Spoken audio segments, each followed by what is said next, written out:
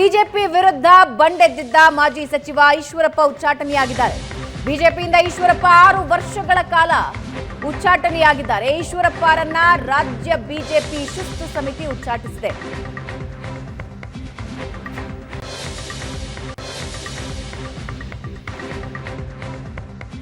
ಈ ಮಧ್ಯೆ ನನಗಿನ್ನೂ ಯಾವುದೇ ಪತ್ರ ಬಂದಿಲ್ಲ ರಾಜ್ಯದ ಅಧ್ಯಕ್ಷರಿಂದ.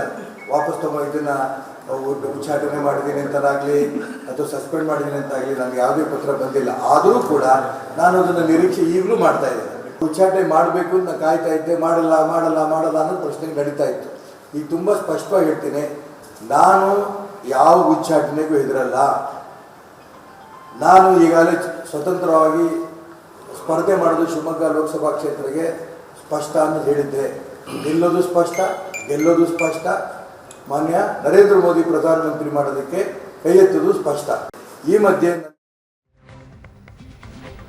ಪ್ರಶಾಂತ್ ಅಂತಿಮ ಘಟ್ಟಕ್ಕೆ ಬಂತಿದ್ದು ನಿರೀಕ್ಷಿತ. ನೋಡಿ, ನೀವು ಪಕ್ಷೇತರರಾಗಿ ಚುನಾವಣೆಗೆ ನಿಲ್ಲುವ ತೀರ್ಮಾನವನ್ನು ಮಾಡಿದ ನಂತರ, ನಾಮಪತ್ರ ಹಿಂತೆಗೆತದ ನಂತರ ಯಾರ್ಯಾರು ಬಂಡಾಯ ನಿಂತಿರ್ತಾರೆ ಅವರನ್ನು ಉಚ್ಚಾಟನೆ ಮಾಡ್ತಕ್ಕಂಥದ್ದು ನಿರೀಕ್ಷಿತ.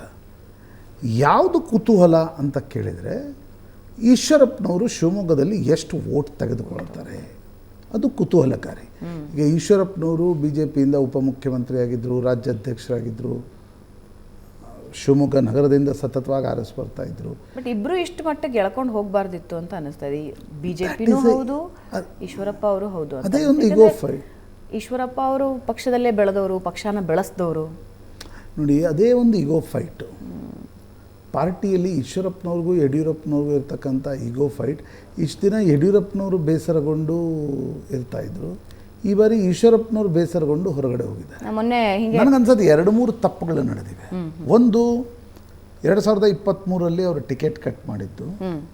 ಒಬ್ಬ ಕುರುಬ ಪ್ರತಿನಿಧಿ ಬಿ ಜೆ ಪಿಯಲ್ಲಿದ್ದರು, ಅವರು ಟಿಕೆಟನ್ನು ಕೂಡ ಕಟ್ ಮಾಡಿದರು. ಆಗ ಈಶ್ವರಪ್ಪನವ್ರು ನನ್ನ ಕೇಳಿದರೆ, ಆಗ ಬಂಡಾಯ ಎದ್ದಿದ್ರೆ ಈಶ್ವರಪ್ಪನವ್ರಿಗೆ ಒಂದು ಟ್ರ್ಯಾಕ್ಷನ್ ಸಿಗ್ತಾಯಿತ್ತು. ಅಷ್ಟೇ ಅಲ್ಲ, 24ರಲ್ಲಿ ಟಿಕೆಟು ಸಿಗ್ತಾಯಿತ್ತು.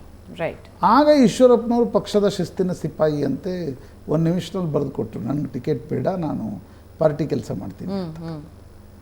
24ರಲ್ಲಿ ಅವ್ರು ಅಂದರೆ ಎಲ್ರಿಗೂ ಗೊತ್ತಿತ್ತು, ಹಾವೇರಿಯಲ್ಲಿ ಬಿ ಜೆ ಪಿ ಒಬ್ಬ ಕುರುಬ ಕ್ಯಾಂಡಿಡೇಟ್ಗೆ ಟಿಕೆಟ್ ಕೊಡೋಕ್ಕೆ ಸಾಧ್ಯ ಆಗಲ್ಲ ಅಂತಕ್ಕಂಥದ್ದು ಎಲ್ರಿಗೂ ಗೊತ್ತಿತ್ತು. ಅದು ಈಶ್ವರಪ್ಪನವರ ಮಗನಿಗೆ ಕಾಂತೇಶ್. ಶಿವಮೊಗ್ಗ ಮತ್ತು ಹಾವೇರಿಗೆ ಅವ್ರಿಗೇನು ಸಂಬಂಧ ಇತ್ತು. ಆದರೆ ಟಿಕೆಟ್ ಕೇಳಿದರು, ನಿರೀಕ್ಷೆಯಂತೆ ಬಿ ಜೆ ಪಿ ಟಿಕೆಟ್ ನಿರಾಕರಿಸಿತು.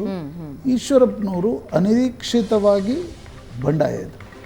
ಈಗ ಬಂಡಾಯ ಎದ್ದ ನಂತರ ಮುಂದೇನು ಅನ್ನೋ ಪ್ರಶ್ನೆ ಬರುತ್ತೆ. ಆ ಪ್ರಶ್ನೆಗೆ ಉತ್ತರ ಬರಬೇಕಾದ್ರೆ, ಲೋಕಸಭಾ ಚುನಾವಣೆಯಲ್ಲಿ ಈಶ್ವರಪ್ಪನವರು ಎಷ್ಟು ವೋಟ್ ತಗೊಳ್ತಾರೆ? ಬರೀ ಕುರುಬರದ್ದು ವೋಟ್ ಪಡಿತಾರಾ, ಅಥವಾ ಹಿಂದುತ್ವದ ವೋಟ್ ಪಡಿತಾರಾ, ಅಥವಾ ಯಡಿಯೂರಪ್ಪನವರ ವಿರೋಧದ ವೋಟನ್ನು ತೆಗೆದುಕೊಂಡು ಕೊನೆಗದು ಯಡಿಯೂರಪ್ಪನವರ ಮಗನಿಗೆ ಸಹಾಯ ಆಗುತ್ತಾ? We don't know. That depends on how much votes he gets. Right, okay. ಆ ಪ್ರಯತ್ನವನ್ನು ಈಶ್ವರಪ್ಪನವ್ರು ಪಡ್ತಾ ಇದ್ದಾರೆ. ಈಗ ಲೋಕಸಭಾ ಚುನಾವಣೆಯಲ್ಲಿ ಬಂಡಾಯ ಅಭ್ಯರ್ಥಿಗೆ ದೊಡ್ಡ ಪ್ರಮಾಣದಲ್ಲಿ ಮತ ಸಿಕ್ಕ ಉದಾಹರಣೆ ಇಲ್ಲ. ಆದರೆ ಮತ ಡಿವೈಡ್ ಆಗುತ್ತೆ, ಅದೊಂದು ಪರ್ಸೆಪ್ಷನ್ ಕ್ರಿಯೇಟ್ ಆಗೋದು. ಯಾರಿಗೆ ಲಾಭ ಆಗುತ್ತೆ, ಯಾರಿಗೆ ಲಾಭ ಆಗುತ್ತೆ, ಯಾವ್ಯಾವ ಭಾಗಗಳಿಗೆ ಅದರ ಇಂಪ್ಯಾಕ್ಟ್ ಆಗುತ್ತೆ ಅಂತ. ಬಟ್ ಇನ್ನೊಂದು ಕುತೂಹಲ ಏನಂದರೆ, ಸೋಮಶೇಖರ್ ಮತ್ತು ಹೆಬ್ಬಾರ್ ವಿಷಯದಲ್ಲಿ ಮಾತ್ರ ಒಂದು ಸ್ಟ್ರಾಂಗ್ ಡಿಸಿಷನನ್ನು ಬಿ ಜೆ ಪಿ ತಗೊಂಡಿಲ್ಲ. ಈಶ್ವರಪ್ಪ ಅವರನ್ನು ಉಚ್ಚಾಟಿಸಿ 6 ವರ್ಷಗಳ ಕಾಲ ಪಕ್ಷದಿಂದ ದೂರ ಇಡ್ತಾ ಇದೆ.